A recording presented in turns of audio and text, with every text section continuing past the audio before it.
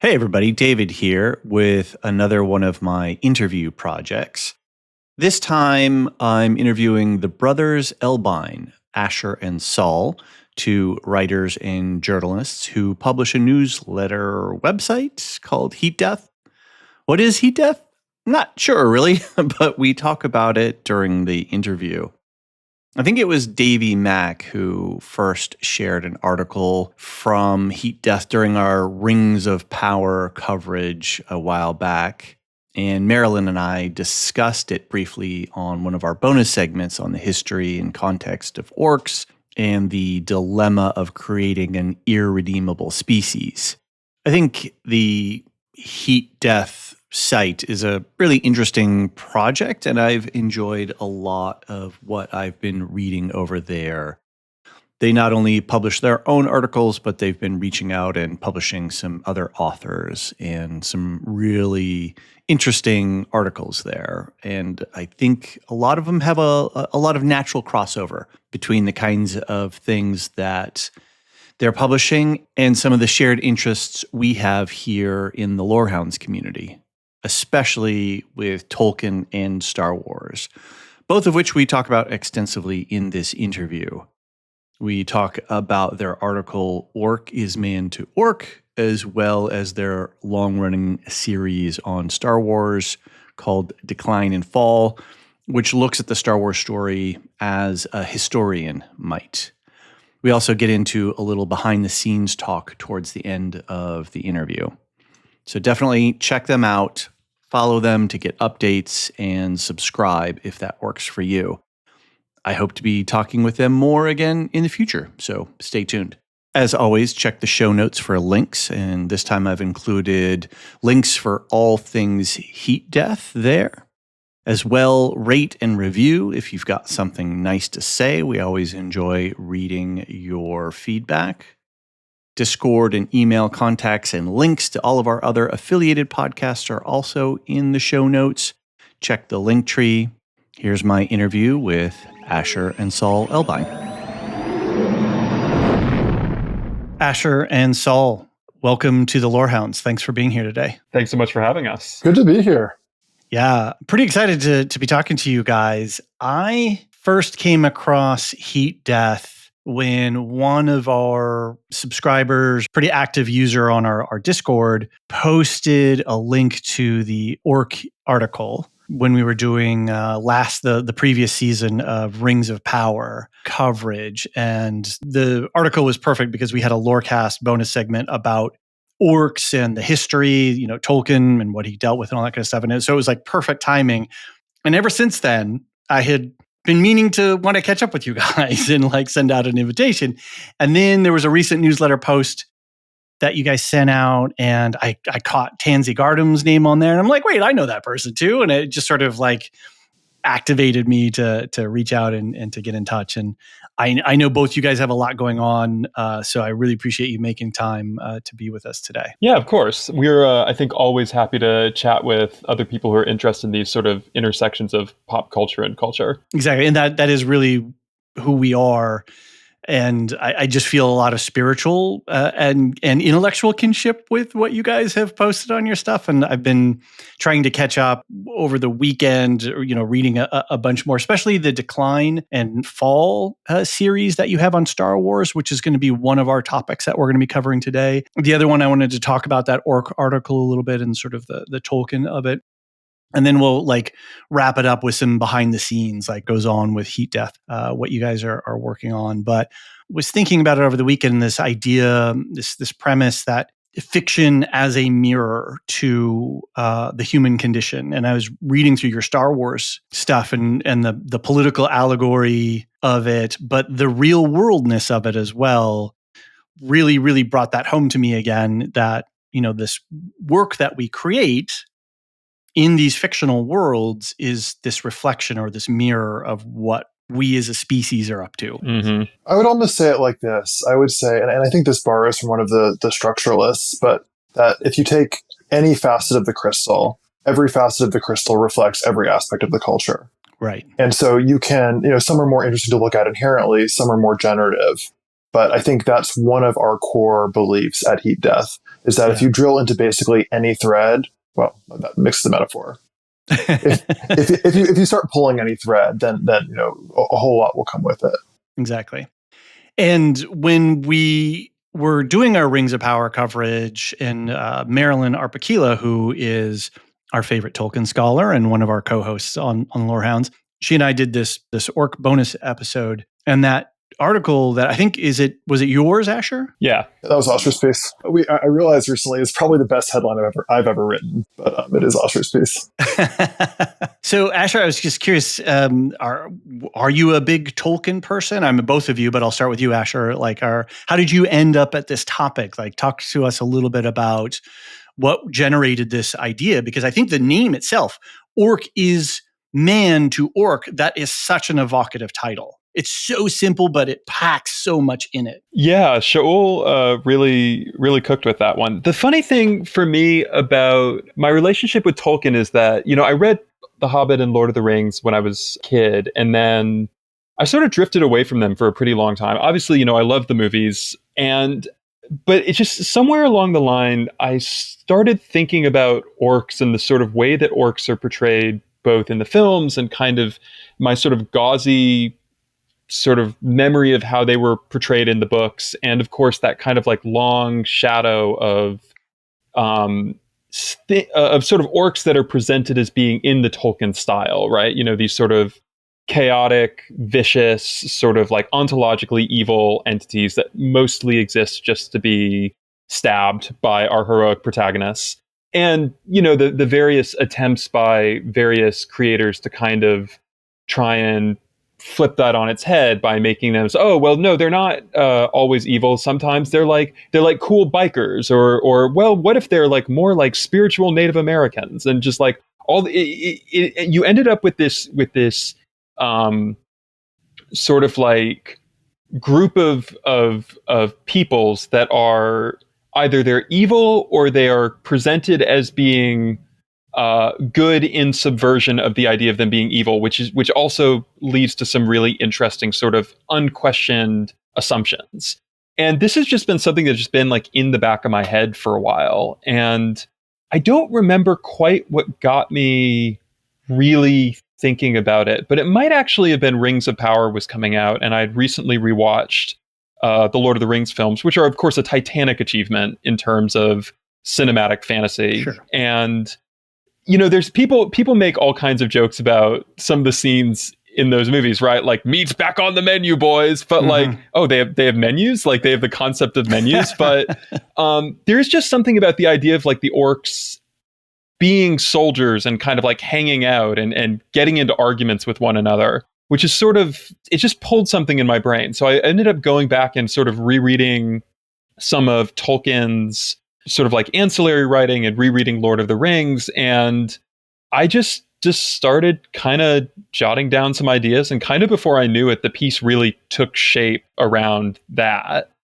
And it sort of wasn't intended to be a sort of definitive dropping of thoughts. But the more that I dug into it, the more that I pulled on those threads, as Shaul said, the more I realized that there was really a lot there to sort of dig into. So I wanted to ask you a quick question, but I wanted to clarify in terms of folks tracking the voices on the podcast. Shaul or Saul are interchangeable names here, so you might hear. That's right. Yeah. So Shaul is the Hebrew version of Saul, which is what people in my family call me. Great. Okay. Perfect. So Asher just commented that the title was your idea. Is that accurate? Orc is yeah. So I have the rarefied position in journalism at the Hill of getting to write my own headlines, or at least suggest my own headlines. I mean, they don't always get picked up, but if they're good, they get picked up, which is quite rare. In my feature career, this never happened.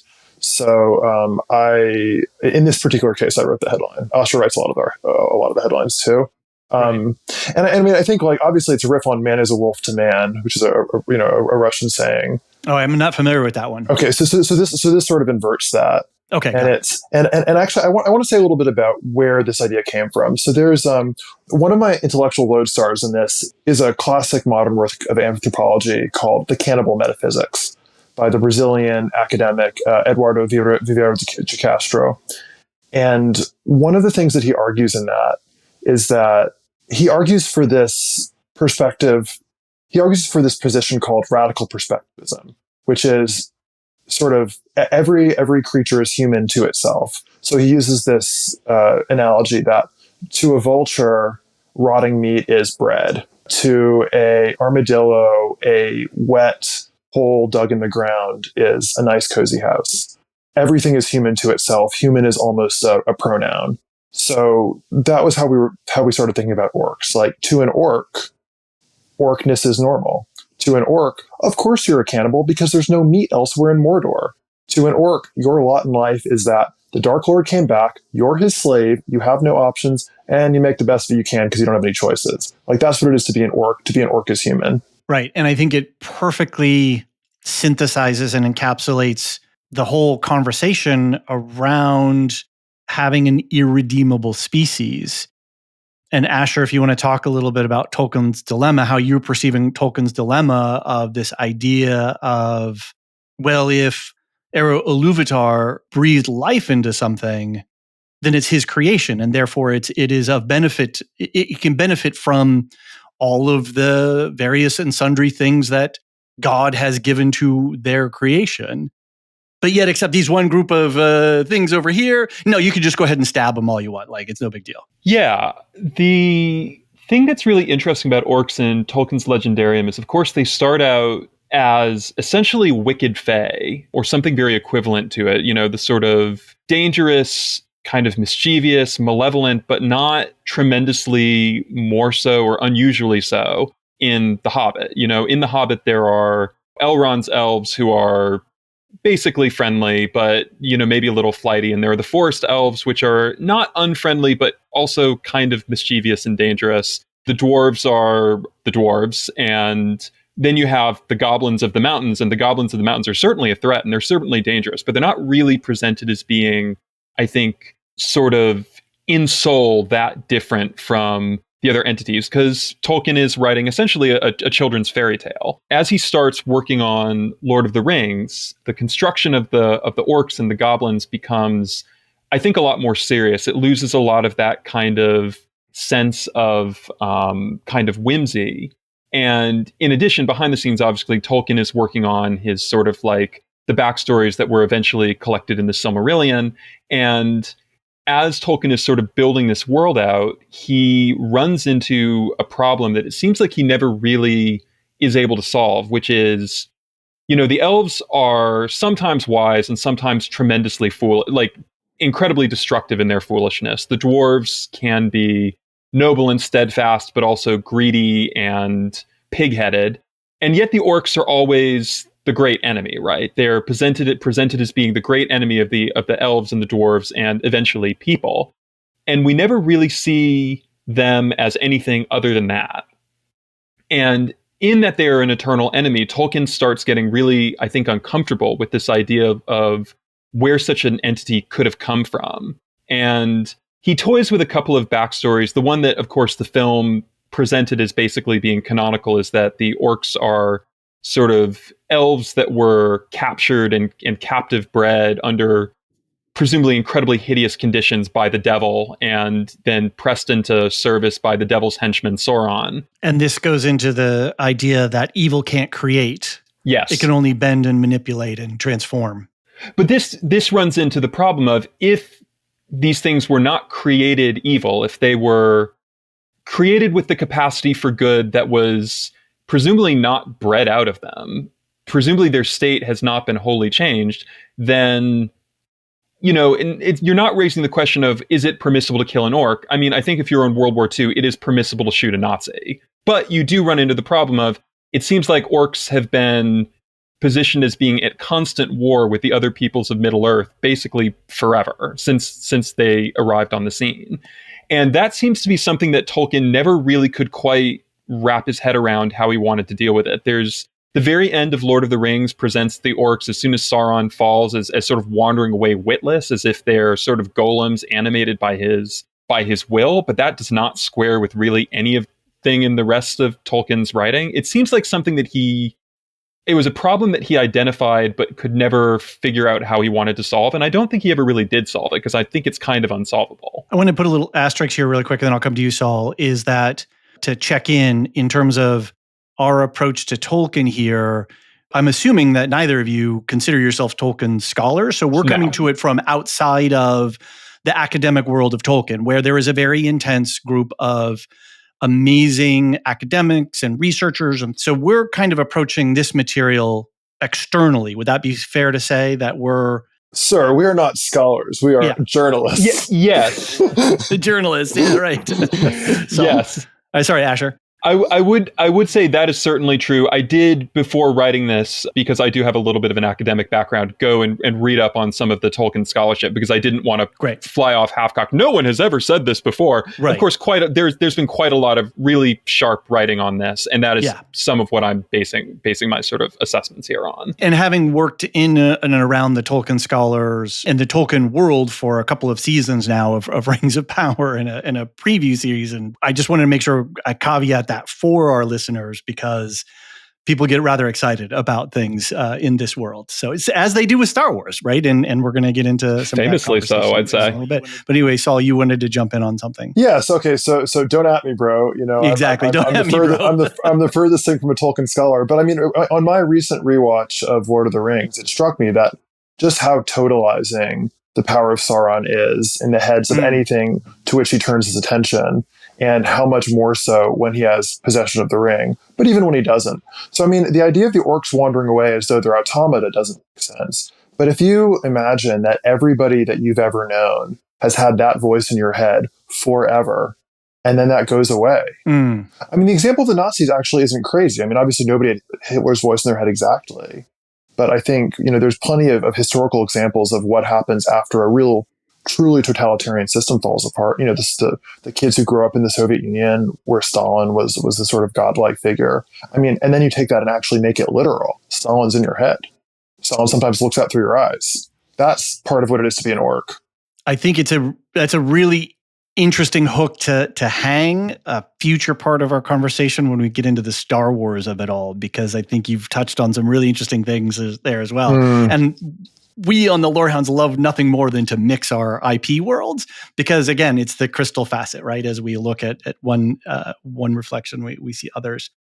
But I think this is really interesting too, and I'm aware of some of Tolkien's. I can't cite them, but I'm peripherally aware that Tolkien's view of the human condition as informed by his time in the trenches. He could even see that some of his fellow soldiers were orcish in behavior. But then we just layer in all of this, and I'm just going to throw the proverbial pot of spaghetti at the wall here. We've got bioessentialism here, and just the idea of essentialism as a whole, regardless of bioessentialism. And colonial language, where we're otherizing people and we're boxing them up into this. And Asher, as you were working on the article, go through some of your thoughts and some of the things that you were encountering here. You have this great conversation too about Holmberg's mistake, or you're pointing to Saul. Is that Saul's thing? Or yeah, that was a contribution that Saul made, based largely on our sort of mutual reading of some of the history around the interactions with Plain Indians and sort of other groups like that. But Showa, why don't you talk about that a little bit? Yeah, so another one of the intellectual lodestars of Heat Death is Charles Mann's 1491, and maybe even more so 1493. Yes. And 1491 opens with a sort of frame story of an anthropologist who goes to this tribe in the Amazon who is very, very primitive. I forget the specifics, but they barely have bows and arrows. They wear rags. They have no fixed home in the forests. And he really builds a cosmology out of this. And he says essentially, you know, this is sort of humanity in the state of nature. And what he misses is what's going on around them. These people are at the fringes of the Peruvian rubber boom, which is one of the great extractive industry holocausts of human history, of the modern world. They have no fixed home because they were chased out of their fixed home. And if they go back there, they'll be conscripted into an unbelievably brutal extractive industry. And so to Charles Mann, that represents the great category error that that Westerners in general have when they're looking at American Indians, because white people only penetrated the interior of the continent hundreds of years after smallpox had. They never observed Native American life in anything like a truly autochthonous state. And we can argue about what it even means to have a truly untouched state. Obviously, human culture has changed, but whatever that might have been, no white academic ever talked to anybody who saw Native American culture before the penetration of and fusion with the cultures that they represented. And if you take that category error and you really sit with it, then the past becomes a truly uncharted country. And similarly, the Orcs become a truly alien people. We were talking about bioessentialism a second ago. I mean, let's take the trench example. Let's imagine that Tolkien's Orcish compatriots who'd been in the trenches with him for, I don't know what a tour of duty was, but let's say 18 months. Let's even say 4 years. Let's say they'd been there for generations. Like, they're still biologically human, right? They're still just as biologically human as the people on the front lines, but they're going to look different because they're eating differently. They're sleeping differently. They're living differently. They're having very different experiences. Now that's generations. I mean, Middle Earth, Sauron's been gone for thousands of years, and he was present for thousands of years before that. What did that do to those peoples? Let's say they're genetically identical to elves. Let's say that you clone an orc and you get an elf. That still doesn't tell us anything about the peopleness of orcs. To go back quickly, too, in terms of the anthropological aspect of it, never mind the kinds of observer effects that you have by going and sitting with and talking with and studying, and how people then adapt and change the stories that you were being told or listening to. I've done a little bit of cross-cultural journalism, where I'm working in Spanish, but with somebody who speaks a very different dialect of Spanish than the very upper middle class, literary version that I know, or where I'm working with a fixer or translator. And I gotta say, it is not clear to me at all what I'm getting. Right. Like, it's not clear to me at all to what extent what I'm getting matches what was given to me in the original. I can pick up intimations of great literacy on the part of my interlocutor that I can't access. Asher, I'm curious as to your thoughts on essentialism or bioessentialism in this, because I don't think, did Tolkien have a sense of that? Was he being reductive towards humanity, or was he being reductive with creating this race? We certainly see one way that the movie Jackson deals with it, is Sauron bioengineers a biological weapon, which is called an Uruk-hai, right? He grows them in a little thing. But prior to that, what are we doing with essentialism and bioessentialism, which will leak out, and we'll talk about modern culture in a second with that regards, but I'm curious as to what your thoughts are in this topic. Yeah, one aspect about bioessentialism that Tolkien's approach to fiction makes this a little tricky is that Tolkien is very gentlemanly in what he is and is not willing to describe. And so the question of the Uruk-hai is actually a really interesting one, because Tolkien will say, yes, Saruman crossed orcs and men. And he draws a really discreet veil over how that might have happened, in the same way that he draws, even in his writing about Morgoth's, abduction of, potentially, that Morgoth, abducted elves and sort of bred them into orcs. He doesn't get very much into to what degree that was a biological process or a sorcerous process or some mixture of them. And so you end up with this thing where, the elves are presented as being basically like people. Maybe they're a little wiser, but their stupidities and sort of arrogances are sort of proportionally greater as well. Again, the dwarves are, you never really see dwarf wives, but you see enough sort of individual variation in dwarves to presume that they basically act like people. And what Tolkien does with the orcs is that he doesn't... Can I put a pin in something really quick too? Please. In any of our fantasy literature, can we ever write anything that is not humanized? Star Trek, they're all just bipedal humans, right? How do we ever really depict an alien race? I'm going to make a case for Adrian Tchaikovsky's Children of Time. Okay. Children of Time builds a pretty cohesive and believable science fiction fantasy world around a civilization of wolf spiders. It is an exception that proves the rule, though. And I would say C.J. Cherith has a whole series called the Foreigner series, where there's a single translator on this crashed landed planet where there's these two, human culture and this other Atavi, I believe is what they're called. And she does, I think, a pretty credible job in terms of teasing apart language. But anyway, Asher, we interrupted you. Please pick back up. Well, I was going to say that I think Tolkien is not really able to stop himself from writing some of the orcs as having personality, just because, there's that great scene, I believe it's either in the Two Towers or Return of the King, I can't remember quite which, but Sam overhears two orc grunts. Very famous conversation between Shadrach and Gorbag. Just bitching about how awful it is to be a soldier in the Dark Lord's army and how much better it'd be to go off and just be a freebooter somewhere. But we don't really spend that much time with individual orcs. It's enough so that conversation is sort of notable by kind of how rare it is. So it's very easy to get the sense that all orcs are a certain way. There's the only other scene that gives you a sense of sort of intra-orc personality and tension is that scene. I know this is in the Two Towers, where there's sort of representatives of three different orc armies arguing about what is to be done with Merry and Pippin. And, you've got sort of like Saruman's orcs arguing with the Mordor orcs, and there's an orc who's come from Moria who is just completely uninterested in the dickering and is mostly just there to carry out some revenge for all of the sword and sorcery hacking and slashing that happened in the previous book. And that dude ends up getting murked at the end of the argument because he tries to intervene. But it's those two scenes. And so it's very easy, I think, to read. I'll add in a third really quick. Sorry. Yeah. In the television series, in the last season of Rings of Power, we get a flash of an orc baby. Yes.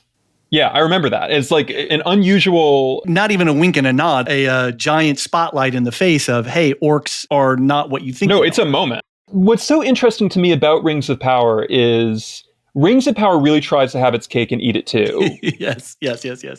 What I think is really remarkable about what Tolkien does with the orcs is that because he never resolves the problem just sort of sits there festering in the work. And I think that that's actually to the work's credit, because contrary to the way that I think many people digested Tolkien, especially in the sort of long aftermath of his fiction, but even to some extent today, is people talk about Tolkien's work as being about the great battle of pure good versus pure evil.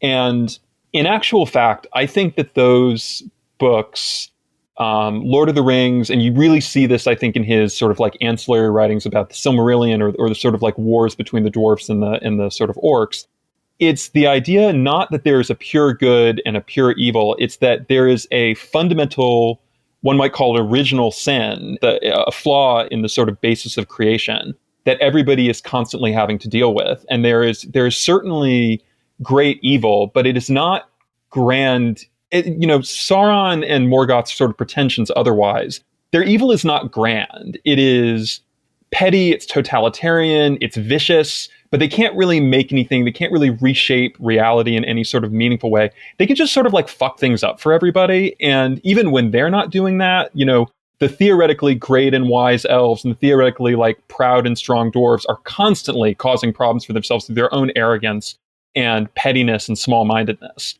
And so it's really worth emphasizing how much Mordor sucks. Yeah. Does Sauron like living there? Right. Yeah. And so you end up with this, I think, folk idea of what Tolkien's stories are about, wherein there is this very simplistic morality. But then when you go back and really revisit what Tolkien was writing, he was fully aware of the sort of fickleness and foolishness of humanity. And that is all over those books with pretty much everyone except the orcs. But also just you can just read what Tolkien, the sort of the history that Tolkien lays out for himself, where, wherever these things came from, where these people came from, they have been under the thumb of one Dark Lord or another for a really long period of time. And even when they're not, it's not sometimes the orcs are our friends and sometimes they're our enemies. They do seem to get killed on sight, generally. The wars between the dwarves and the orcs are pretty openly genocidal in the way that Tolkien describes them. there's never a sense that there's ever been any real rapprochement. It's just, you see an orc, you kill an orc. And by Tolkien not solving that problem by making it really clear that they're always evil, you're left with this, are the great and the good peoples of Middle-earth, the people that we're sort of accustomed to thinking of as in this sort of like folk idea of Tolkien as being, as wise as the elves, as brave as the Doors. Are these people also, while they are all of those things, so flawed in that they're sometimes genocidaires? And if they are, what does that say about Tolkien's legendarium? I don't think that's a counter reading of Tolkien. I think that's a straight ahead reading of what Tolkien does. And I think it really enriches his work to let that flaw just sit there rather than try and explain it away or try and find a reason why actually it's okay to kill orcs generally, because I think that's something that many followers of Tolkien or sort of people influenced by Tolkien just took and didn't interrogate, but they didn't interrogate it. How to put this? But can I ask you something, Asher? So what's the original sin? I mean, he's part of the Catholic contingent at Oxford, right? Is the original sin just original sin? That Jesus won't come for 5,000 more years to Middle Earth? I mean, I think the original sin is the devil. It's very like demiurgic, right? It's like the devil wants to get involved in creation and, sticks his oar in and allows the existence of evil into the world. Or even just the existence of the capacity for evil. Theoretically, the elves are supposed to be created and live their entire lives in heaven in a state of grace. And then Morgoth, does all the things that Morgoth does, and suddenly there's war and there is the capacity for individual greatness, but also the sort of creation of individual suffering. They are very Christian books in a way that I think we all kind of know, but like when you go back in with that lens, you can really see it. It's not as obvious in Lord of the Rings as it is the C.S. Lewis books. Yes. When we talk about it's okay to kill an orc, we actually have in the movies have to deal with this at some level, whether explicitly or implicitly. And one way that they do it is they make Uruk-hai. Another way is through Legolas and Gimli keeping kill tally, which many soldiers do in different combats throughout human history. David, there's an even better example. Think about how the Fellowship of the Ring ends. So it ends with Legolas, Aragorn, and Gimli believing that Frodo is dead and the ring is in Saruman's hands. Or at least they have no reason not to believe that, because Frodo's gone and the ring is gone. They find, I think, Boromir's body. Right. They find Boromir dying. Yeah, they find Boromir dying. And what do? Right? The war is lost. They're like, well, fuck it. Might as well go hunt some Uruk-hai for sport. Right. And I mean, there's more to it than that. They have Pippin. Like, there's no reason for them to assume that Pippin and Merry are alive, or that, frankly, that there's any... Like, Pippin in the hands of the enemy is actually a huge asset to you, given his, given how good he is at fucking stuff up. Right, but I mean, it ends with their like, well, nothing to do now, but I guess go kill some orcs before the end comes. And then that flows back out into our modern culture, and then we see living enactments of that. Some of those ideas in Dungeons and Dragons and other role playing games, where we have races or of organisms that we can freely kill so that we can be heroic, so that we get to be the heroes of the story. And an interesting counter reading in the Blizzard Warcraft games, where the orcs are men. Orc is man to orc. Right. And it's interesting to watch new games. I haven't checked out Daggerheart, but MCDM's new game Draw Steel, they don't have bioessential races. They have, here's a race and they're complex and they have a tribe and they have motivations and they have individuals and you can play them. And there is no sort of race that's sort of excluded necessarily. Yeah. I think what's really interesting about orcs is that basically since Tolkien created them, people have been trying to figure out their take on them and sort of like carrying out these sort of essentially like literary arguments of like, okay, well, this is the orc, we're reacting to Tolkien's orcs, or we're reacting to the reaction to Tolkien's orcs. And what is so interesting is that even many of the attempts to redeem Tolkien's orcs still position them as being in conversation with tropes about savages or sort of ideas about primitive peoples, it's like maybe the orc is not evil, but he is,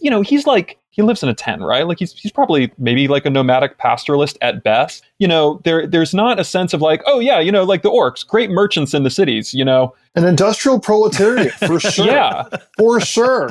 That's text. Yeah, you end up where even the sort of attempts to fix it take it in what I don't think are inherently bad directions, but certainly some eyebrow-raising directions. I think even Blizzard's orcs, again, the orcs are tribal, or they're Mongols, or they're always, even when they're good, or at least they could be our friends, they're always othered. There's not really a sense of them as being sort of among the free peoples. And I don't, I'm not someone who believes strongly that there's like any particular way that you shouldn't tell a story if you can get away with it, or you can do it in a sort of interesting and sort of considered way. But I do think there's been not a great deal of consideration for how people have been like, well, they're bad savages, but what if they were good savages?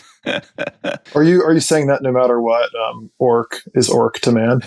I am saying that, yes. I will say, I think Dungeons and Dragons has finally, after much kicking and screaming, yes, sort of like been pulled around to actually like, everybody's just a dude and everybody can just sort of come from anywhere. And if you want to play an orc who runs a coffee shop, go with God. And like that, I think is actually a really nice change. And it took them a while, and it took them a lot long of pressure time. and a lot of conversation. And we have a rise of other games that are starting to I don't want to say challenge dominance, but we're going back to an early 80s state where there's just a garden of games that a role player wants to go out and play. You can find all kinds of variations and cool things. I'm curious, though, from your article, what kind of feedback did you guys receive? Did we get feedback? Not very much. I mean, people seem to like it on social media. I didn't get anyone yelling at me about it. That's good. Yeah. That's a nice thing. I'm glad, because we get yelled at for mispronouncing Galadriel. Well, the key thing is because it's not an audio medium, no one needs to know how I pronounce any of the words in there. Bravo.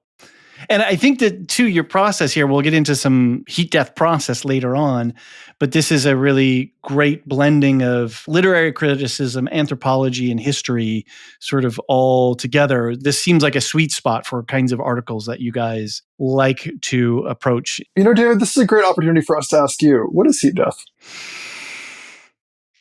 I don't know, because, I mean, there's a website, there are articles, there are indications or signals that there might be a larger community. I have not interacted with many other heat death readers or fans. I was quite shocked to see that somebody who I've interacted with in the podcast space is going to be writing an article for you guys. We know Tansy is going to be writing something, it sounds like.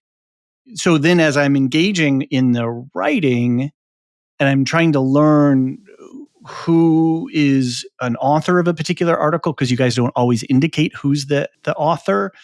You do this interesting thing, and these are some of my notes from the behind the scenes things. You do these really interesting things where you're breaking the fourth wall of literary stuff, and this is heat death, stay with us. Like, I love that sort of This American Life sort of hook. And I'm fascinated by that. And then, anthropology, environmental history, modern culture, like I said at the top of the episode, I feel this intellectual and spiritual kinship with whatever is going on at Heat Death. What I'm not really sure from one aspect to another, all I know is I'm reading your headlines of your articles and I'm going, oh, damn, I got another thing I got to read, another thing I got to read, another thing I got to read. And then when I go through one of your articles, I don't know where I'm going to end up or why. Why am I reading about the Azerbaijan and who is the people in the conflict there? Armenia. Oh, yeah, the Azeris and the Armenians. The prefiguration of the Russian-Ukraine war. Oh, that's true. And how does that relate to Star Wars? I'm like, wait a minute, what's going on here? But I'm loving the journeys that I'm on and the intellectual landscape that I'm walking through. So that's not a explicit description of what I think heat death is. It's my experience of heat death to date? Yeah, so I would say that heat death is a stock pot on the stove at about a 4 or a 5, right at the point when something is starting to caramelize. Yeah, that is a much more poetic description than mine, which is, what are the Elbein brothers interested in this week? I think there are. I asked you the question, and we're both sort of sitting here like chuckling a little bit because we've been really wrestling with like, Sure, what is the elevator pitch version of heat death? Yeah, and we've done things like it's the nature of culture and the culture of nature, or like Oscar and I read a brewery the other day, and I was like, maybe it's everything is evolution, or evolution is everything. And I think what I can say historically, and I think that's maybe a better way to answer the question, because that's what our approach is. Our approach is, what are the roots of the thing that we're talking about? And the roots of this thing were, we were both getting the feeling of like sort of tiredness and enervation as we interacted with media. Mm-hmm. And I think the best example of the media that produced that feeling was Disney properties, and particularly Marvel. Mm-hmm. Really, it was just this vast wasteland of not quite art, mm-hmm. really. Right. Like art flavored product. Right. And at some point we just realized that was a really interesting and generative thread to pull at. What is that really felt like it was not just the experience of like, watching an Avengers movie, but also really kind of tied into the experience of being alive in this era. And of course, we're both working journalists too. Right. There was a similar feeling in covering politics. I don't know. I've been thinking a lot, actually. Another sort of very, very heat deathy property is the Rise of Skywalker. The last of the. There's that moment in there. Is it Oscar Isaac? Yeah. Where he's like he gets sort of like the. Can I? Oscar Isaac, looking like a man who knows the check is clearing, but the money hasn't arrived yet, says somehow Palpatine has returned, and he looks dead inside as he says it. It is a remarkable moment because he's probably acting. He's a very good actor, but he sure doesn't look like he's acting. He looks like he's worried his career is dying as he says it. But also, somehow Palpatine came back. He did. So I'm going to put a pin in this part, and I'm going to put a label on this pin called the enshittification of pop culture, and we're going to pick it up okay. at the bottom of the episode, because this is a great segue into starting to talk about your series Decline and Fall, Star Wars as an Imperial Chronicle. Everything is Star Wars, yeah. Evolution is everything, but everything is also Star Wars. Everything in America, anyway. Everything is everything. That's heat death. That's heat death. That's heat death. Put it in the pot, baby. See if it cooks. Stone soup. In this conversation, first I want to throw it to either one of you to describe the project overall, but I also want to put this little caveat that there is this level of the project that I'm observing, which is both fictional analysis and political allegory. So our conversation can bifurcate at any point along the route here, and we're going to be twisting in and back around itself. So with that, Asher, you got a... Also, Asher, he's missing a couple threads. Yeah. Because I'm trying to read all the articles and understand the flow, and I'm dipping in and out. So I absolutely don't have all the threads. So set it up for us. Why don't you mention the threads? I was going to talk about how the project came to be. Yeah, that's good. And David, I'm not. So basically, we conceived of it as being sort of like 3 to 4 main strands. Awesome. Okay. All of which kind of get tied off in the mid 2010s with the Disney purchase of Star Wars. Right. So one thread is an in-universe historical allegory, right? Which is, the tale of the decline and fall of the Galactic Empire. The story opens in episode 1 with this Baroque but very functional empire running into trouble. It ends in a period of complete anarchy in the galaxy. Everything's fallen apart. That's one narrative. Right. The frame story around that is George Lucas's attempt to create this epic, which he sees self-consciously as an allegory for an American decline or collapse of democracy. At the same time that he's consuming all kinds of different media and other pop culture and trying to process through. Yeah, that's right. Which also feeds into this, but that's sort of more minor tributaries. Right. And the final thing is the actually existing history of the American empire as it enters the neoliberal period. As the New Deal coalition cracks up and something new emerges, and I guess actually there's a fourth thread, which is the corporate history of Star Wars, mm-hmm. which is how Lucas's vision becomes part of this imperial Disney project. Right.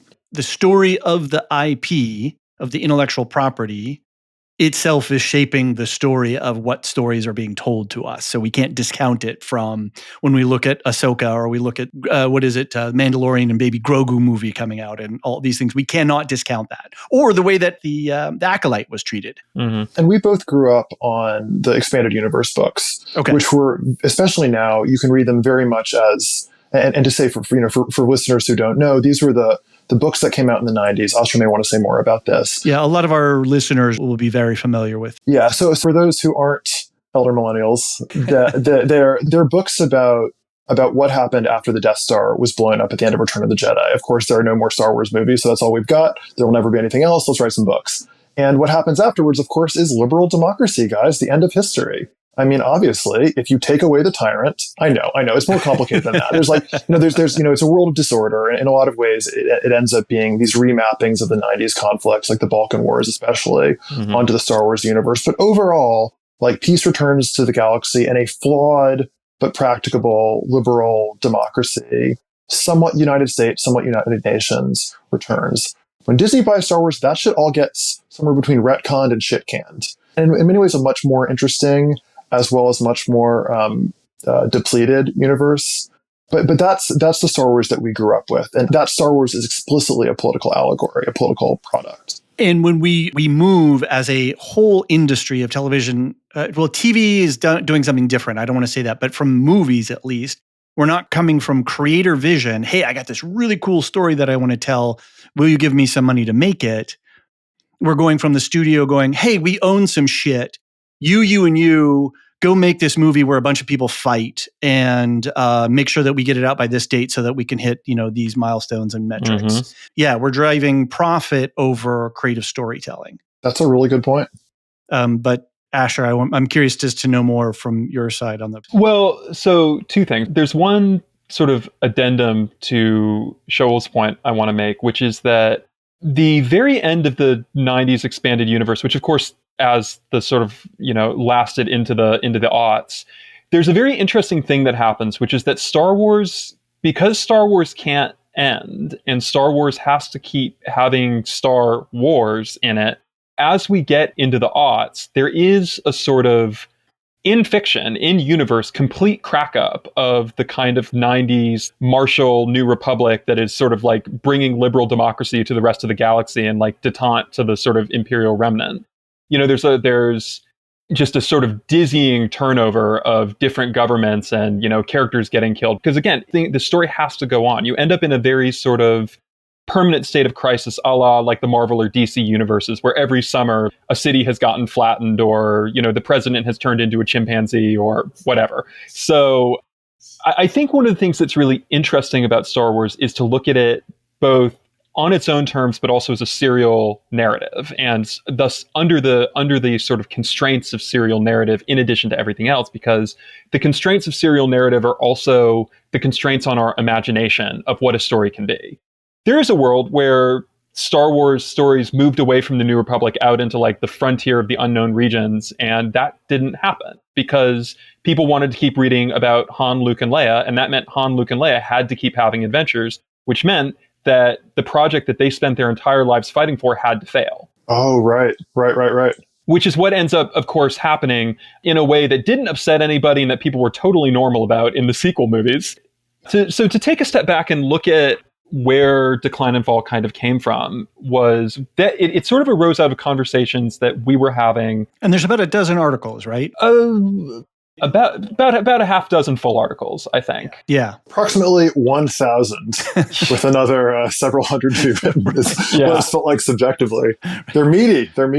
Yeah, there's a lot. So we initially were just talking a lot about the fact that, the period from the prequels to the end of the sequels does not cover a vast amount of time. It's about 70 or 80 years. And if you look at the sort of equivalent chunk in various areas of what I guess we could call Earth history, the 70 to 80 year period from before World War I to the mid 60s or 70s covers a truly incredible amount of stuff happening. The same is true of the period around what you might call the sort of the exciting renaissance of the Italian wars and the discovery of the New World and the sort of extractive crack up of the sort of buildup of all these extraction industries that are pumping, more and more resources into Europe and fueling bigger and bigger wars that are sort of rippling out in all these ways.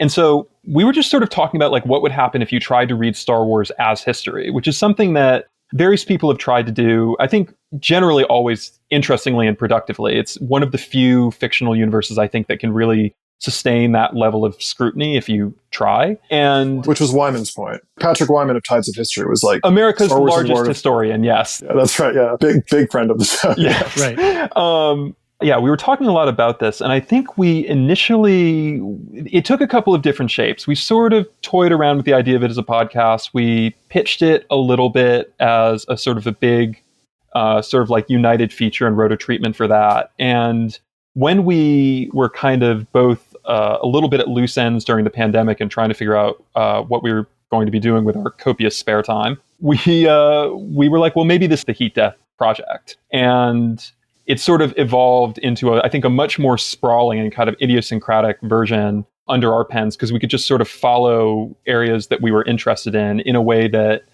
if this is the 10,000 word version of this entire saga is very different than, I don't even want to think about how many thousands of words we're on now, but more all the time, hopefully. Well, I'm counting 12 exactly articles under the Decline and Fall hashtag on your website. Some of those are free previews. Okay. Free views, if you will. Like 3 of them, though. Yeah. I mean, I think probably the 10,000 word version is the piece Asha wrote called The Long Star War. Right. And I've read a couple of them that seem to be a historian writing what happened in a movie, not explaining the movie per se, but hey, I'm a historian and I'm sitting back at my point of view. And now I'm going to recount these events and what led from one thing to the next. But then we go to Decline and Fall Annex, Kosher Torture, and we get into the Andor of it all. That takes a very different turn. And so it seems like there's a mixture of treatments here. Well, let me say, I don't know if this answers your question, but to us, I think, don't know that it was a question. Well, so I think the most fully realized of the Decline and Fall story treats a specific movement in the film franchise, weaves together in-universe history, out-of-universe history that's shading into the in-universe history and corporate and IP history. Right. And they don't all do that. Like the Andor piece you're talking about doesn't do that. It's explicitly a treatment of the idea of how an empire could evolve out of the Republic without anybody quite noticing. Right. And I was really picking up on some of the notes of violence and the use of violence, which was then also making me think back to some of the orc-related stuff. With orcs habituated to violence, is there, what's in the note here? I've got the idea of self-fulfilling prophecy. Could orcish violence be reactive and not innate? And when we're looking at a empire that's breaking up and the need to use violence as the only way to get the yoke of the empire off of you, now you're Luthen and you're condemned to use the tools of your enemy to effectuate that. David, walk it back further than that. The Republic is cracking up. Right. The Republic doesn't have a standing army. It's going to fall apart. What we're going to have is civil war, true civil war, for the first time in living memory. The Jedi are completely ineffectual. Mm-hmm. Like, what do you do? Right. And then how does your answer to that question, after you have successfully held the Order together through a succession of civil wars, what does that look like 20 years later? Right. And because certainly this thing we talk about a lot, like, the Imperial leadership that gets blown up on the Death Star, many of those are old Republic guys. Mm-hmm. Like, they would have kept doing their jobs under the Republic. Quite possibly. They're institutionalists in a way. Yeah. And I think the fact that one of the smartest things that George Lucas did in the prequel trilogy is he kept the iconography of the Republic as what became the Imperial iconography. Right. He could have done a coup. There could have been a start break. It could have been Palpatine seizes power, and now all the iconography is different. And he's invented this thing called the Star Destroyer, and it's got this very angry shape. Like, he could have done that. That would have in many ways been an obvious choice to make, and he didn't do that. And that was an incredibly powerful thematic choice, because what it says is forms can stay the same as everything changes. I think that's a really important point too, because when we see clone trooper armor merge into stormtrooper armor, when we see the Venator class ships turn into Star Destroyers, that the visual iconography I'm an elder Gen Xer, so I saw A New Hope in the theater. Oh, wow. And when we walk out of there, we're like, oh, those are Nazis. Yeah, it's okay to blow them up, right? Because they're wearing, those kinds of uniforms. Mm-hmm. And I grew up on a steady diet of World War II, America, G.I. Joe, Saturday matinee television shows. And so, that's the diet that I was fed all along. And so this idea of American imperialism and that it's okay to use violence in these particular times because we're on the right side of the story. Uruk-hai, also clone troopers. Yeah, that's Very true. good point. Do we know if the stormtroopers by the time of A New Hope are conscripts? I mean, I'd assume they are because that's cheap. Yeah, that's been pretty well established at this point in the sort of like ancillary materials. Conscripts or volunteer army? Oh, that's a good point. Yeah. I think well, Luke is just waiting to go volunteer, right? And he doesn't see anything weird about that. He's not like, I am going to go work for the evil fascists, but you know what? Either like, I'm down for it, or, it's what you got to do if you want to fly. He's like, no, man, I'm just going to work. I'm going to go join the army. I'm going to go work for the government. Which is a very relatable story where, at least for our American military, where do a lot of our volunteers come from? Luke is from to all appearances, he's from northeastern Nebraska. Exactly. Yeah. I want to pivot really quick. I don't know that I've seen any articles post Andor, so I'd love to get your guys' hot takes on the series as a whole. Fucking rules. Yeah, it was great. And specifically any things that you're holding on to that are any ideas or perspectives that are exciting you. I sort of joked to Shaul after watching the first couple episodes of the first season that it is like Decline and Fall, the TV show. Yeah, we can only assume that they've been reading us. right. Tony is a regular reader. Did he subscribe? Is he a Patreon? God, I wish. He's got to be. It's under an assumed email for sure, but he's got to be. Of course. Yeah, I think that what really spoke to certainly me, and I think Shaul as well, is that, Star Wars is fun when it's silly. I'm not someone who's like, oh, Star Wars, there are a lot of people who get very annoyed when Star Wars is ever silly or ridiculous. Part of the appeal of Star Wars is that what if Nixon was an evil space wizard that had, chimpanzee eyes in one movie until we thought better of that. But the thing that I really liked about Andor is it takes the sort of material reality of the universe in which it takes place very seriously. Mm-hmm. And that makes it a very historically informed, like very clearly very historically informed and very interested in the ways that sort of historical revolutions happen. And that makes it an incredibly rich text to read in the sort of material way that we like to approach this. One of the things about Heat Death is that we don't ignore the Force, but we are not, I think, super interested in the sort of mythic aspect of Star Wars storytelling. That is very well-trod ground. We are annoyed by the Jedi. Shaul is annoyed by the Jedi. I would say I like a lightsaber fight as much as the next guy, but I think that we like lightsabers. Sure. There's been so much quasi Joseph Campbell mythical cod storytelling that has come out of Star Wars, and it's not that I don't think you can do interesting stuff with it. It's just that mostly people don't, and there's not really very much to say about it that I think it interests us. Right. And so what my feeling about Andor was that I would not have been upset to see the Force be more present in Andor, but that's mostly just because I trust that Tony Gilroy would have come up with something interesting to do with it. And every other sort of aspect of the sort of like early formation of the rebellion, the way that he engaged with it, was so interested in the nuances and complexities and personality conflicts that it's a delight. I don't think we're ever going to get anything like it again. There's an interesting thought, too, with Star Wars. There is the Clone Wars aspect of it all and Skeleton Crew aspect of it all the way through. And behind it, there's this really strange mysticism as to with the mother and the daughter and these sort of ley lines, these cosmic ley lines and space whales. It's very, would it be dangerous to say Kabbalistic in nature? Possibly, but again, there's a mystery behind the mystery. Well, but what's interesting about that is, in a sense, it's apocryphal, right? It's not apocryphal because, Filoni, there are people who like his work, and God love him, but Filoni has the keys to the car now. And so that stuff is pretty well baked in. But it's hard to know how much of that is part of Lucas's original sense of what Star Wars mysticism is, which really seems to be sort of making no assumptions about Lucas's own spiritual life, sort of California burnout Buddhism a little bit. Yeah, it is certainly Goyisha. We can certainly say that, right? Yeah. Like, it's not even Jewish Buddhism. Right. But I think that because I know a little bit, I've watched a little bit of various parts of Filoni's sort of Star Wars properties, and I know it's expanded into there's time travel and ley lines and sort of embodiments of the Force, and that is not.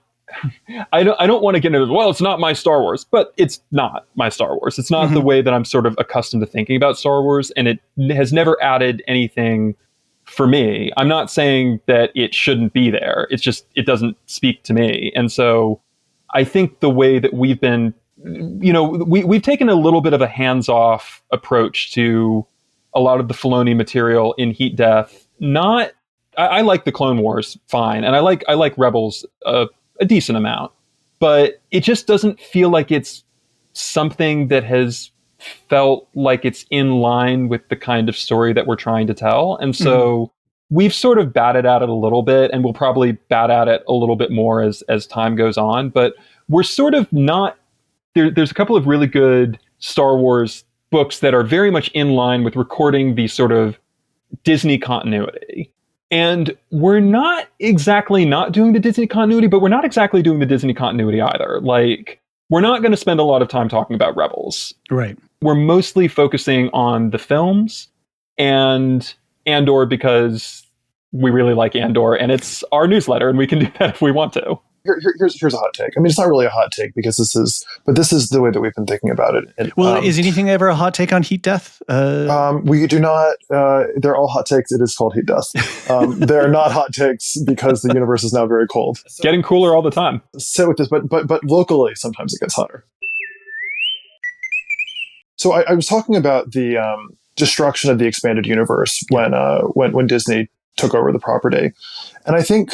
Having grown up with this idea that the way the Star Wars story and the trilogy inevitably ends is with peace and democracy of some sort, however often interrupted, Disney presents a real downer. I mean, like, it just all falls apart. They take over the Empire and then nothing. But I remember when I was watching The Force Awakens, as much as it's like a confused mess of a movie, and as much as the political situation specifically is confused, there was something that felt really right about the idea that, like, Leia Organa actually is completely incapable of running a functional polity. There's actually something that feels much truer in the idea that after the ragtag rebels seize the capital, they're not able to put the shit back together. That's actually usually what happens, right? It's not generally the case that there's the big pivotal battle and then suddenly, like, the insurgents take over and everything goes great and they're able to put their guns down and it's generally respected and they follow the rule of law. Like, none of these people have lived in a world of rule of law. The only order they've ever known has been the Empire's order, which is rule by force, and specifically an order created to terrify.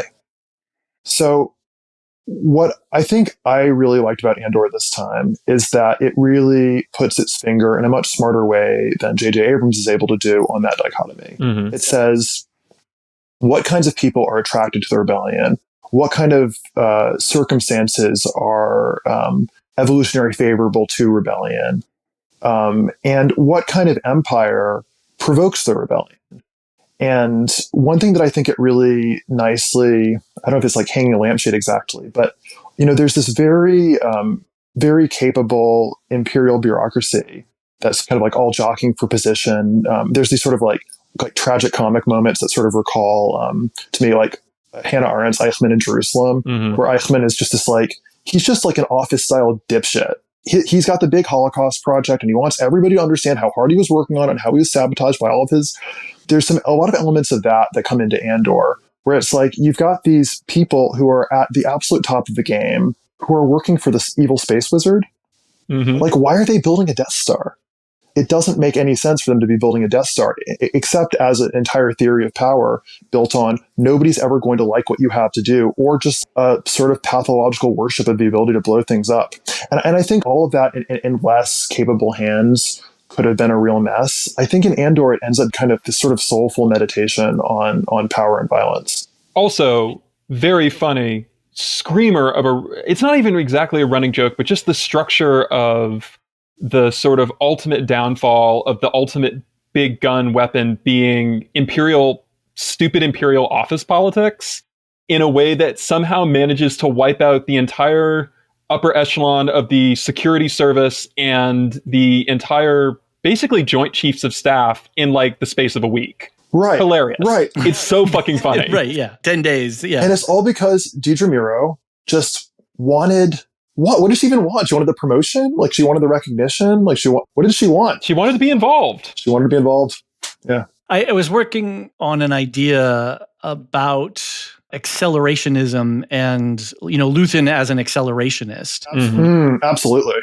And is Dedra Miro also, she's not an accelerationist, but she uses accelerationist tactics to achieve certain ends. And so I was starting to think about that's an interesting look at these two characters who are in this cat and mouse game for the entire 2 seasons.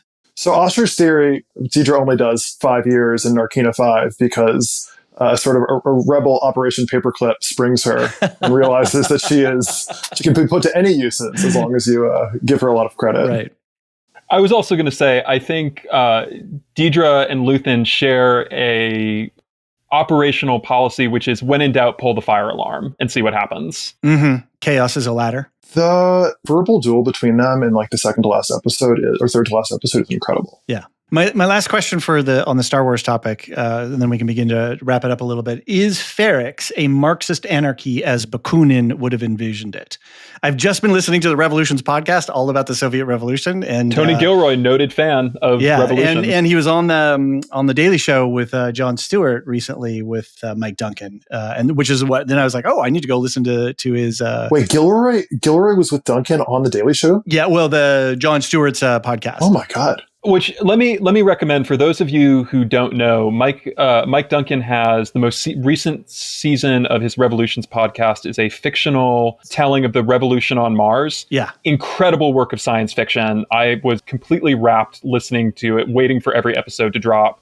Goes really well as a companion piece to Andor, actually. Okay, great. I had just learned about his podcast, and so given that Gilroy is noted that a lot of his vibes come from the stories around the Russian Revolution and that era, I thought, that's a good place to just jump in. And it's a really nice listen, 30 minutes or so, and he's really good at just delivering the stuff. And so I was learning all this history that I had vaguely intellectually aware of, and I was like, oh wow, that's really interesting. So I'm really fascinated too with this idea of Ferrix, which is this kind of anarchy, right? This sort of each to his own and to their need kind of thing. Yeah, there's a weird corporate control, out there, but we're here doing our things and we look after ourselves. And yeah, we've got our own internal squabbles and people are being people. What I think is really interesting about Ferrix, and this doesn't really answer your question, but it maybe points in another direction, which is that what's really interesting about Ferrix is that, how long has the Empire been the dominant force when the movie opens? Like 15 years? Ferrix is still basically independent. There's these sort of like strange islands of corporate independence. And I think one of the things that we get from Andor that's really interesting is the idea of imperial control is like very heterogeneous. Mm-hmm. The Empire isn't everywhere. In fact, the Empire isn't most places. Like maybe part of the reason why Luke wants to go join the Empire is like, who the fuck knows what the Empire is really? Like there's a recruiting station, down by the cantina. You go when you turn 18, and who really knows what happens after that? It's so big that you can't actually see the shape of it. Yeah. Where we can, because we have this omniscient point of view. But it's thin. It's thin too. Yeah, so thin. Like this, which Andor shows. Yeah, which Andor I think makes a lot of hay out of. The scene on I forget the name of the planet where the sort of Ferrix crew is hiding out at the beginning of season 2, but... Oh, Space Iowa. Yeah, Space Iowa. The thing that kicks that into motion is that, oh my God, an Imperial inspection is coming through for the first time in 3 or 4 years? Longer, even, I think. That's really interesting. That says something about how the Empire is not nearly as integrated into... that's a little bit like imagining that, you're in Space Iowa and you have no interaction with any federal entity whatsoever for 15 years. That's crazy. That's a crazy thought. But yet the threat of violence looms that if you don't produce, then the boot's going to come down. But this is where the Death Star starts to become interesting because, well, you could try to build a mass-based political order. Yeah, with all kinds of political officers and cadres, sure, public work. Yeah. This is the civilian corps in uniform, sort of just Yeah, you got it. Scouts, sports. Sure. I mean, they don't, it's a big galaxy. We have a very thin textual record, even with all that we have, given the size of the galaxy. So who's to say that all that's not happening? But we do know what the number one priority is of the Empire, and it is the Death Star. Gun. Not even garrisons on every planet, right? Which would require, again, that mass recruitment or conscription apparatus. One gun that travels around the galaxy, be a big threat. Yeah, that's a clear strategic choice that they're making, which is we can't be everywhere all the time. So we just need to have this floating gun that we can go put in Buddy's face at any given time. I mean, there's a sort of, watching Lord of the Rings this time, there are some definite overlaps between Lord of the Rings and Star Wars. I mean, there's sort of like, Palpatine is like the ghost of Morgoth, right? That keeps coming back. I wonder if there isn't something sort of similarly religious about it, in that the kind of state that Palpatine wants to build is such an outgrowth of who he is as a person, and such an outgrowth of the nature of evil. It's not that the Empire couldn't do that thing. Like, I think we all, growing up watching this media, had assumed that they had. Like, we assumed that there were garrisons everywhere, right? Like, I think all of us assumed that it was like sort of like Nazi Germany. The state was everywhere. Well, you roll into Mos Eisley and there's troopers on patrol. Yeah. But there are troopers on patrol because... Yeah, but the troopers are in patrol because they're looking for the MacGuffin. Like, they're looking for the Ring of Power, right? Like, they're not generally there. It's very weird that they're there. Or it seems very weird that they're there. Well, I think it's weird that they're doing checkpoints because they do have a spy, right? There's a spy who reports in on the Millennium Falcon, right? So they have a bit of an infrastructure. Right. There is an intelligence but maybe network. It's a very light hand, and they don't show unless they need to. So this is the other thing about Andor. We know that they work with corporations, contractors. They work with organized crime. I mean, I think it's less Bakunin anarchism than like anarcho-capitalism, right? They're happy to work with the Hutts. Right. They're happy to work. Well, we can't get our forces out into that area, but the Hutts already have a degree of control, so let's just co-opt them a little bit. Yeah. I think it's much more paramilitary, much more parapolice, much more it's a gangsterism. State. Yeah. Yeah. And we'll use whatever we need to, wherever we need to maintain our upper echelon apparatus.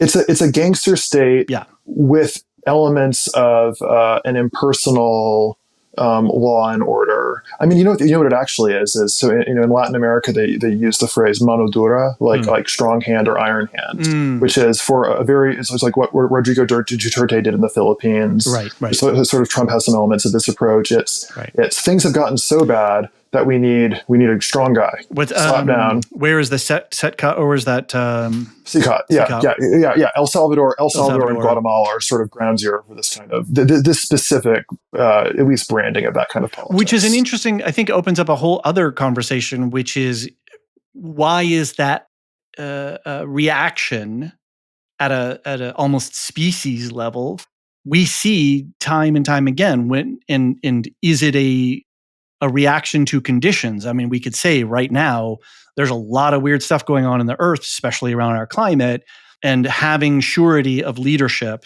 does that answer some sort of uneasy feeling in our collective psyches? Strong pitch to be able to make. Maybe, but you can flip it and say that the sort of the concept of the mandate of heaven in a lot of Chinese history is often, especially with the sort of propagandizing around this Ming uprising against the Yuan Mongol dynasty was, we've had a lot of floods and we've had a lot of famines and nature is not working right and dragons have been seen in the rivers and that means that ruling dynasty's got to go. It's time. Right. Or Nile, hey, I am the intermediary so that the agriculture can continue because we have water on a cyclical base. Floods and famines also, like there are no natural disasters, right? Yeah. Mismanagement. Especially in a highly organized state. For the grain to get from, grain planet, to where people are eating it requires a lot of order.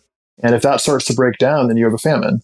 So yeah, I think that there is, certainly the rise of breakdown or perceived breakdown provides a lot of potential accelerant for this kind of very personalist leadership of, I alone can fix this. Yeah.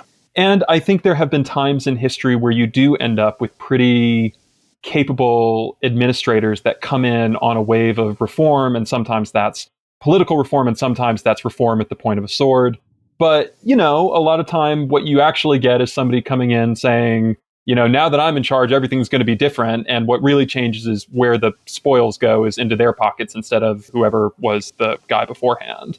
Which gets into this whole thing about human nature and scarcity. We respond to scarcity. Toys on the playground, scarcity. Grain in the universe, scarcity. I will say one thing that maybe is another, for assembling a list of potential heat death taglines for the future elevator pitches, there is no human nature.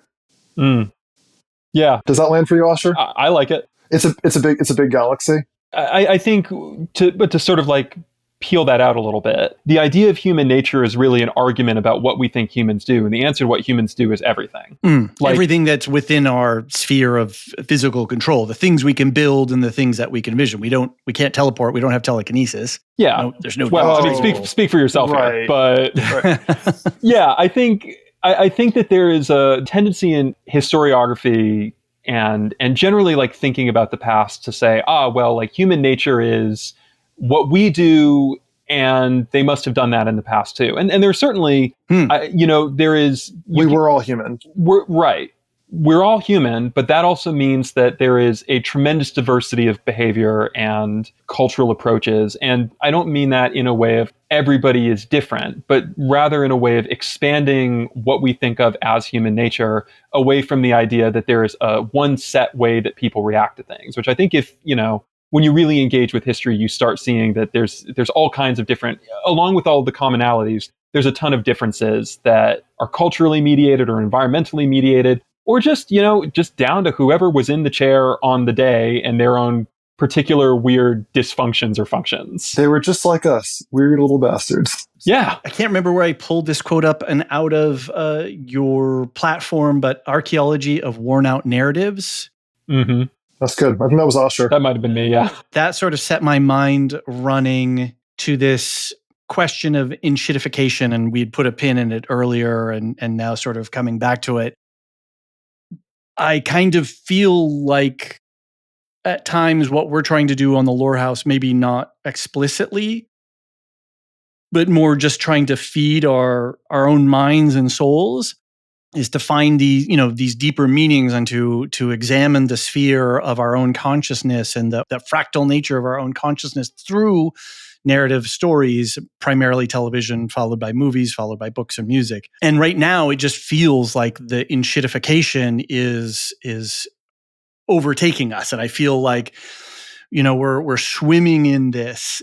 There was a really interesting podcast I listened to the other day on the Vox Media on Today Explained, and they had a podcast. The topic was "This is your brain off books," and we're starting to look at the TikTokification of thought processes and knowledge. Obviously, we have AI and what's that's doing for people. They had an interesting conversation about, was that another podcast? It's all blurring anyway, but that we're in this time where what is the value of information and what is the value of thinking about information?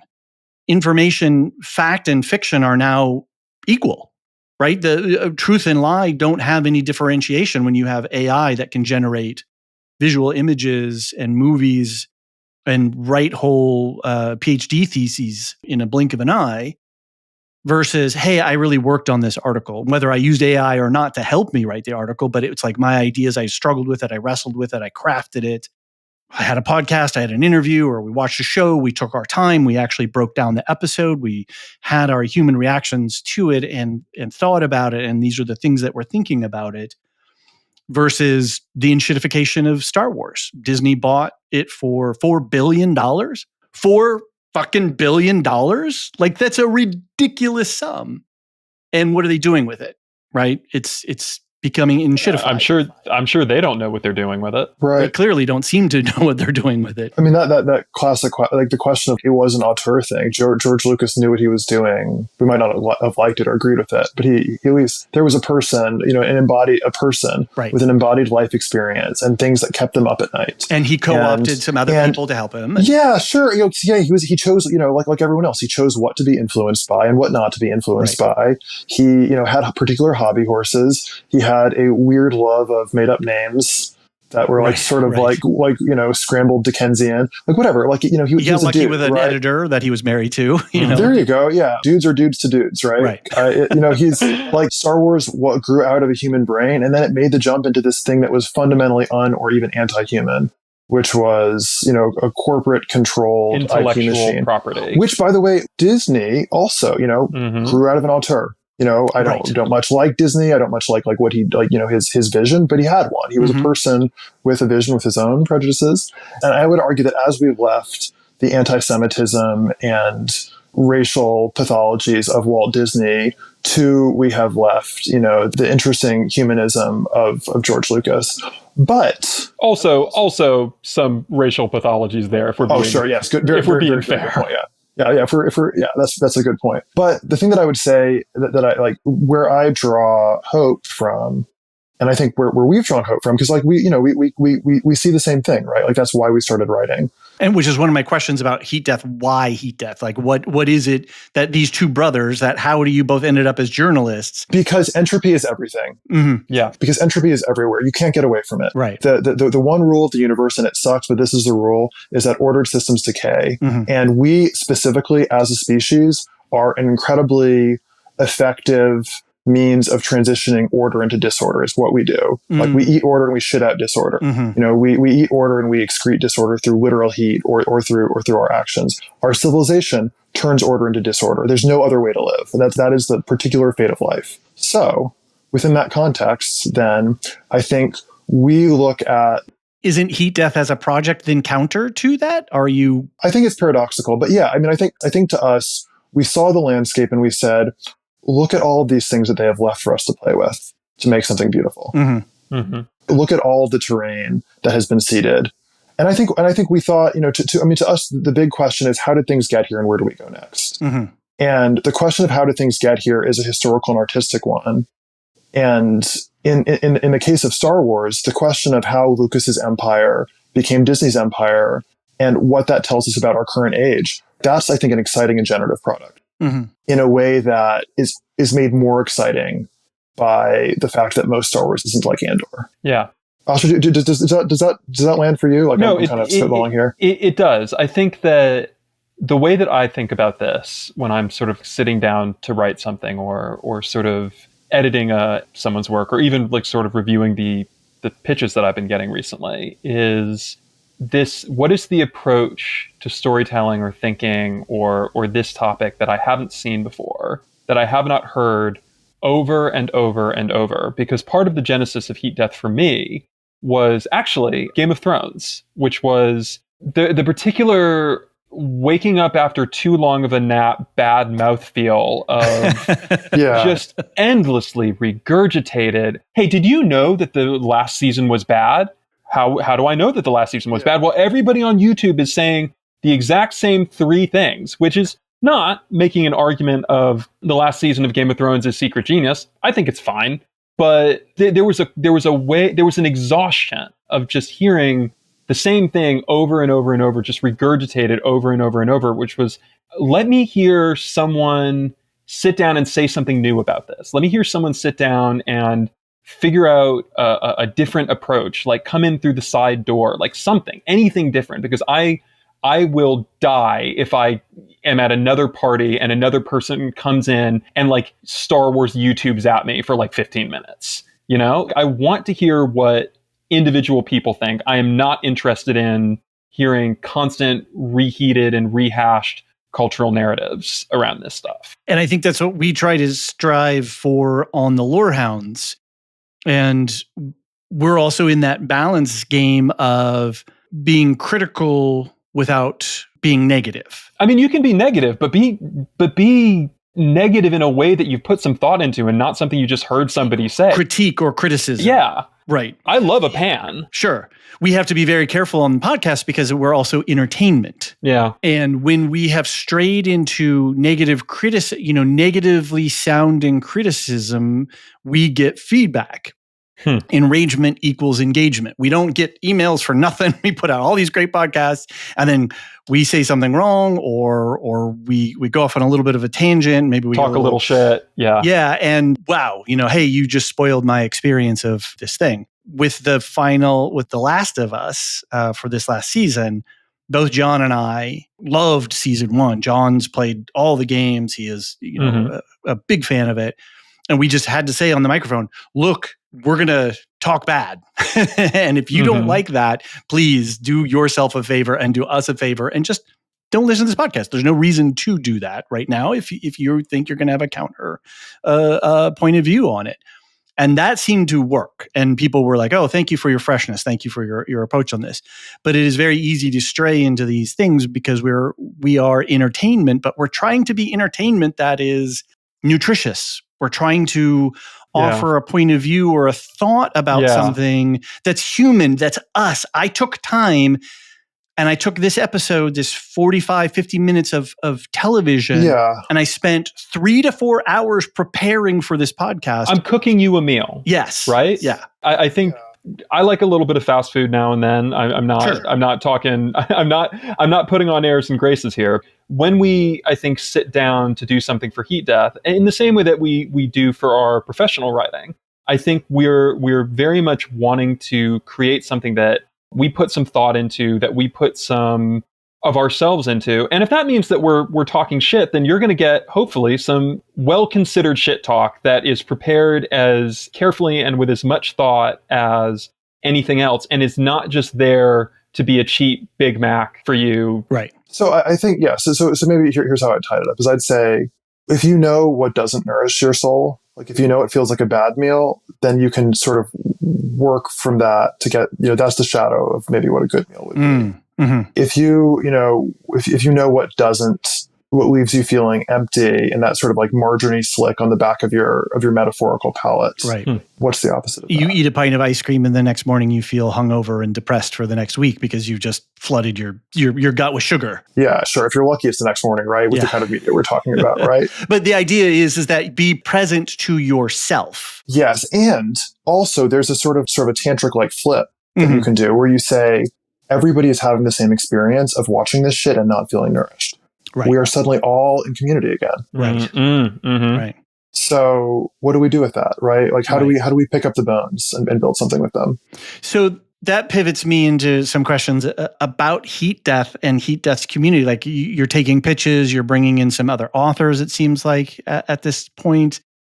I was curious, a technical question, if you guys like Ghost as a platform. So we do. We like it a lot. It's good. Versus Substack, because we've been sort of struggling. Like, do we do Substack? Do we do Medium? Do we do Ghost? I don't remember why we decided to do Ghost instead of Substack. I think I was a little uncomfortable with Substack, a decision which I have to say has only proved. I feel like I called that one right around the time they started sending out push notifications from Nazis. So their interface is good. Like their interface is good is the one thing. It's like, if you want a Twitter replacement that's like a main page of the internet, theirs isn't bad. I will say it's very, very, very AI heavy. Enshittification. Mm-hmm. I'm not sure I actually want to interact with newsletters in that way. Right. But I've got friends who use it as sort of a replacement for what Twitter used to be and seem happy with it. And by the decisions we've made, we've locked ourselves out of that interface. And it seems like Ghost has the nice balance point between being a blogger style site and a newsletter Substack site. Like there's enough of a technological overlap between those two ends of I don't want to call it a spectrum, but at least those two areas that Ghost lets you own your own stuff. You have some choices about where things are hosted and how things are hosted. Yeah, it's a very good sort of like meat and potatoes hosting. It does everything you need it to do. Maybe it doesn't have the bells and whistles, but honestly, that just means that we focus on the actual thing that we're making and not, stuff that doesn't really matter. Unfortunately, we don't get to share hosting with Mount Iglesias, which has been a real blow. I know. Every day I cry that, we are not basking in that particular radiance. It's a real halo that we're missing out on. I have thoughts, but I'm just going to hold on to that guy. Yeah, it was interesting to watch his trajectory too. As sort of speaking of a very heat death ass trajectory. Right, exactly. Ezra Klein almost went there too, but he seemed to have pulled himself back a little bit. Yeah. When he talked to who is the pollster, the gambler guy? Oh my God, yeah, Silver. Yeah. I'm just putting this down for a while, and he seems to be back on a better wicket now. But anyway, in terms of upcoming topics and who you guys are working with, it sounds like you're trying to pull in some more authors. Is that new, or has that always been part of the project? It's new. Core's idea. It's new. We've done a little bit of it before, but it's new. It's an explicit attempt to try and find like-minded voices and connect with broader communities. Right. And in a sense, it's like, you talk about fiction being a mirror. I think by seeing how people relate to the project and what they pitch us, we discover what the project is. Yeah, I like that. And do you have any themes or ideas that you can share now with what's coming up, or do you want to play that close a little bit? It's not a matter of playing it close so much as that I have a bunch of pitches that, due to sort of family stuff within the brothers Elbein, it's we're launching a new product. We are. That is a baby.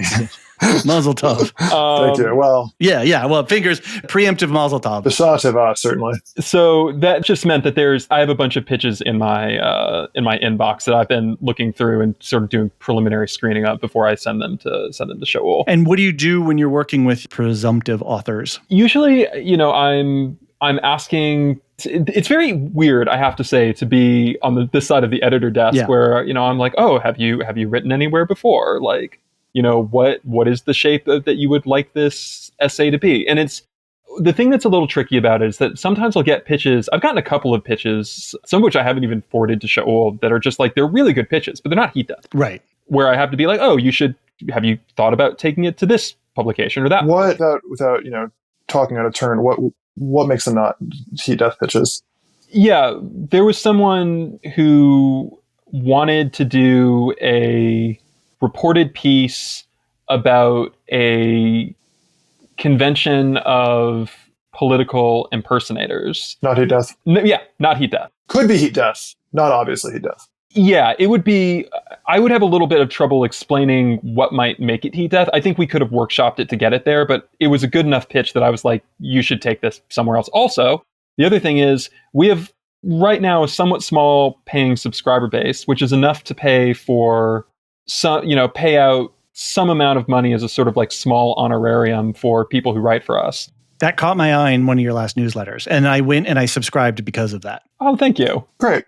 Well, that's what that money goes to that and hosting. We don't take any money off of it, at least at this point. Exactly, and I recognize that because we have a lot of co-hosts who are not full-time podcasters, but they cover certain topics with us. We make sure that we honor the creative relationship with them, and we pay out flat fees on whatever the mechanics of it are for podcasting versus a written piece. But we make sure that the creative relationship is appreciated and not extractive, I guess we could say. Yeah. What we essentially offer people is a little bit of money for your time, but it won't cover your time. No. Like if you're writing for us, you're a good writer. But I acknowledge you. You spent time on this, and therefore I see the value of what you're giving. Yes. And what we're giving you is you're going to come out away with something that you're going to be legitimately proud of. Right. And as a clip. And we don't take any rights except for the right to run the piece first on heat death. Right. You're going to come away with a piece that you can then, you own it completely. If you want to further develop it somewhere else, if you want to do anything with it, it's yours. It would be frankly criminal to like try and grab any rights for the amount of money, which is like $50 to $70 that we can pay. Ridiculous, right? So we're renting it off you for the like world debut, this version of its world debut, and then you can take and do with it whatever you please. Well, I think that's an interesting place to wrap up. I have so many open notes on the outline that I created for this, and I think this has just been a fascinating and fun conversation. One of the things I always like, I stole this from Ezra Klein. What 3 things? He does it on books. I like to just open it up to anything: movies, TV, articles, music.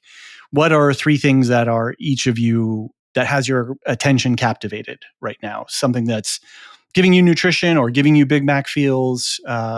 I just finished a biography of Marion C. Cooper, the creator or sort of like primary co-creator of King Kong, which is called Living Dangerously, which is a really engaging and enjoyable biography, but also did make me realize that I think I have a King Kong novel in me, which is a terrible thing for an author who's got a bunch of book projects already to realize. I'm going to shamelessly plug a friend podcast of ours, Every Single Sci-Fi Film Ever.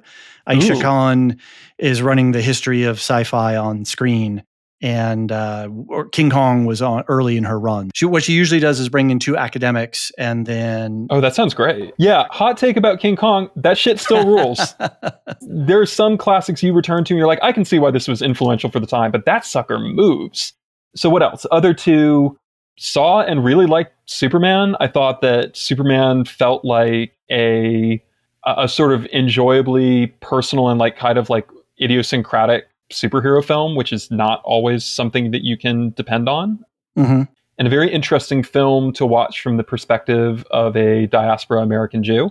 Mm-hmm. And then I think my third one is that in terms of like sort of Big Mac quality, Netflix's K-pop Demon Hunters is a incredibly made sloppy burger that you will eat and be thinking about for the whole rest of the week, even though you know you shouldn't eat more of it anytime soon or you'll feel sick to your stomach. But in terms of perfect trash, it cannot recommend it highly enough. As a dad to a 9.5-year-old, I can tell you. Oh, I'll bet. It's taking the youth by storm. On repeat in your household, I'm sure. It's on repeat in my household with my partner, who is a K-pop girlie. Right. Yeah, my wife too is... So my Big Mac recently, my wife's gotten very into The Rookie, a truly trash Nathan Fillion vehicle. What I like about The Rookie is what it's taught me is that I think part of the reasons that there's been this sort of like pop culture conservative turn against the cities is if they're watching shit like this, no wonder they think cities are dangerous. Like these guys, like in the A, B, and C plot, there's like 4 murders per episode. It's like one precinct in Los Angeles, and people are just being murdered like flies. Right. Is that the Nathan Fillion show? Yeah, that's right. Yeah, I like that dude. He sells it. I mean, it's pretty good bad.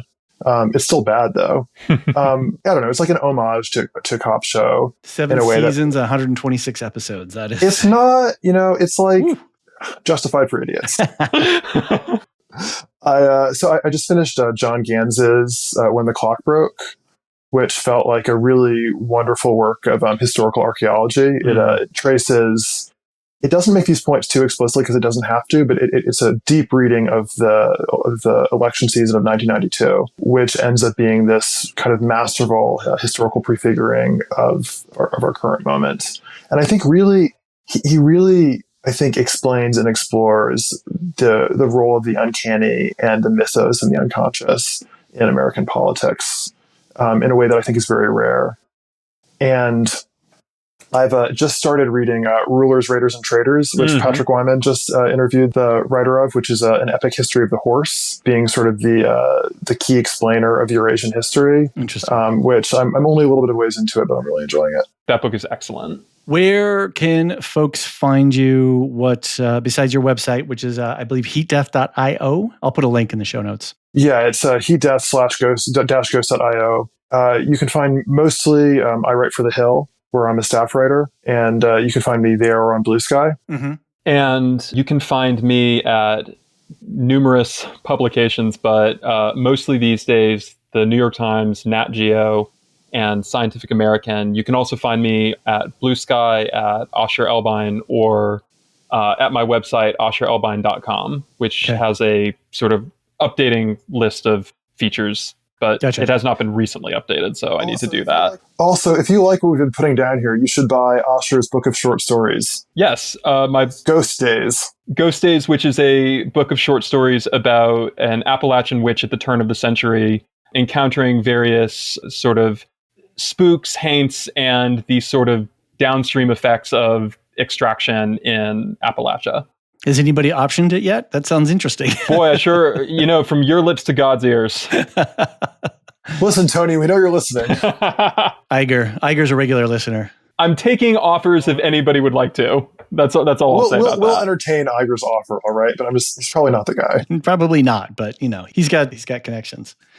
I just want to encourage everyone, go check out Heat Death and subscribe.